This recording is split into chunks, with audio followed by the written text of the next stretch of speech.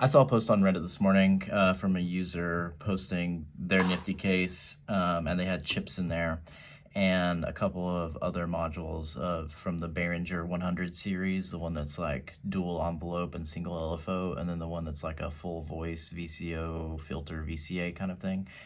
I think they also had a Brains, which is like a mutable Platts clone, I'm pretty sure. And then they had a mixer in there too, I think. So they were asking for generative patch ideas, and a lot of people were responding that they couldn't really do much because they didn't have any random sources in their rack, which is true.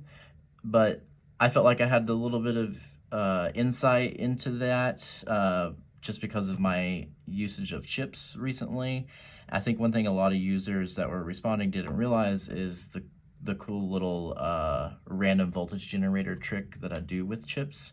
So I just wanted to demonstrate that, and maybe it'll be helpful. I'm not gonna do my normal like editing VCV rack stuff over top because I'm not even gonna use VCV rack. It's just my output here is just going to the computer to do some recording, and that's all.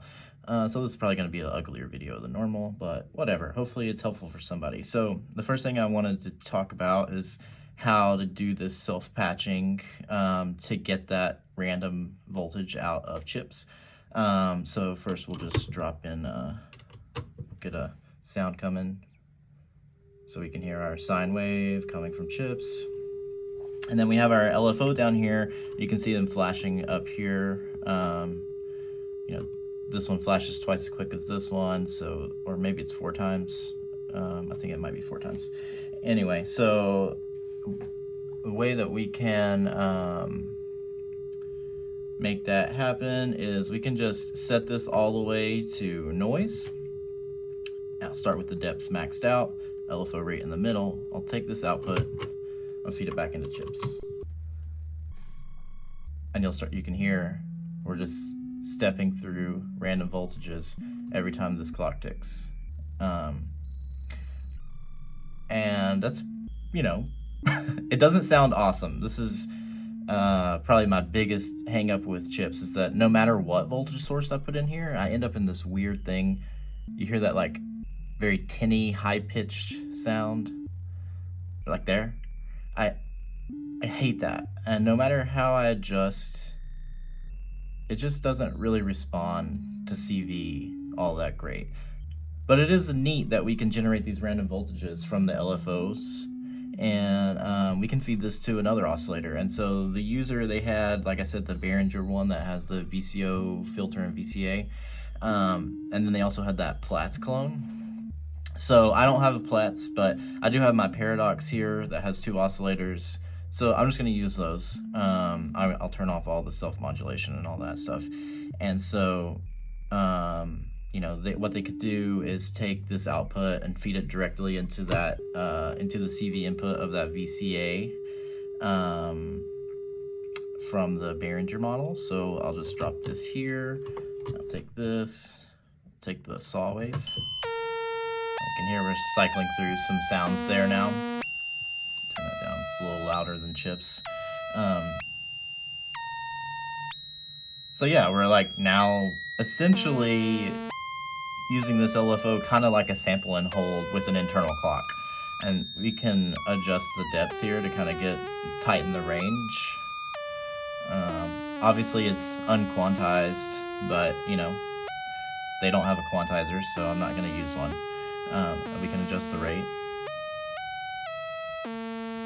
And we're already, now we have some random voltage making a sound.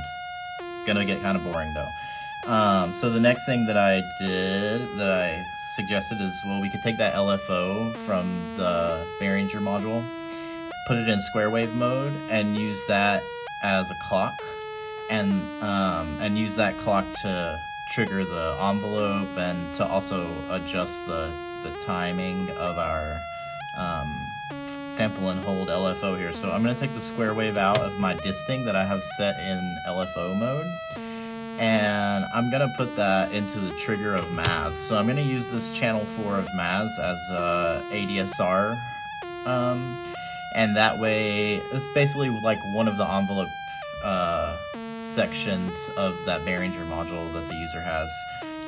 Should give pretty much the same functionality. I'm not going to use end of cycle or any of that because I want it to be as close to what they have as I can, even though I don't have that module.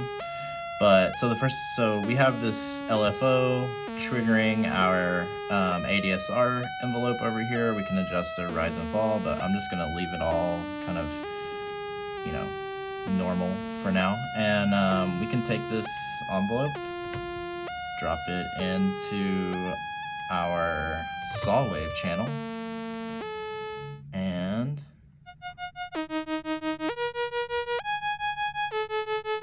so now you can hear our envelope cycling through with the square wave. It is a little bit, I don't know, I think it would be nice to sync these things together so our voltage is changing at the same time as the envelope is opening and closing. So I'm going to just do this. I'm going to use my stack cable to pull that LFO and set that here. See, that's going to time our LFO to cycle at the same time as our envelope. So we should, you know, kind of in time. The other thing we can do is we can take our output from this other channel of the LFO. We can run that into another oscillator. I'm going to use the second oscillator in my paradox, but the user could use their brains and, you know, use some different shapes. But we're going to do this one, and then I'll take that square wave. I'm going to run it into another channel over here. I'll just turn that one up. So now we've got, you know, two channels cycling. They're not really, I mean, it's a little bit boring because they're cycling like at the same time. You know, if we had some other utilities like an actual sample and hold or something like that, maybe we could, like, you know, delay like one channel and make them cycle differently, but working solely within the constraints of what we got, this is where we're at right now. But anyway, I mean, it's kind of interesting. We've got some sort of generative-y type things going on. Obviously, it's not a complex, awesome patch, but I think it's a way to get started. And then you can kind of go from there, thinking about, okay, well, what features do I need in addition to this, and figure out which modules you want to get next. One thing that the user does have is this, they have a filter in their Behringer module. So what I'm going to do is I'm going to take my first oscillator, my saw wave, I'm going to run it through my filter, and I'll take that. We'll start with the low pass. I'm going to drop that back in here.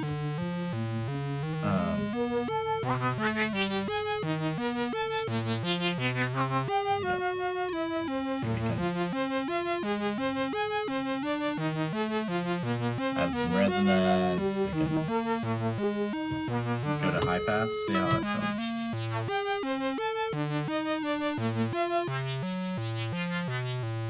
I think I like the low pass better for what I've got going on.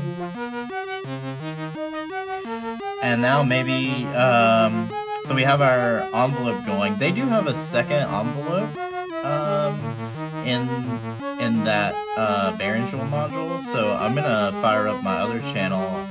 I'm gonna trigger it also with the same LFO, so we'll go here, here. Now we have a second envelope going.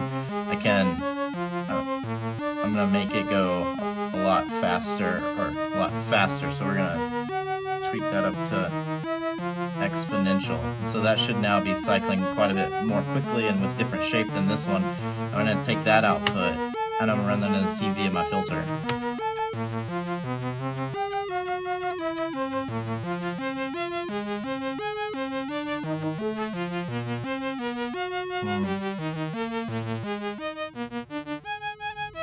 Let's see. Not really getting the effect I want. Let's try the high pass. Okay.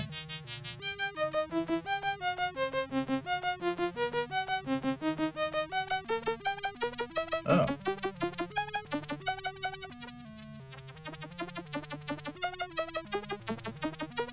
basically we can, run an envelope through our cutoff and get different sounds, just somewhere more interesting. So anyway, I just thought that was kind of interesting, fun little challenge to try to go with very limited what that user has and try to offer a little bit of inspiration. I don't know. I enjoyed the challenge, and hopefully it's helpful to somebody out there. Hopefully it's helpful for the user that asks the question. So thanks a lot. Bye.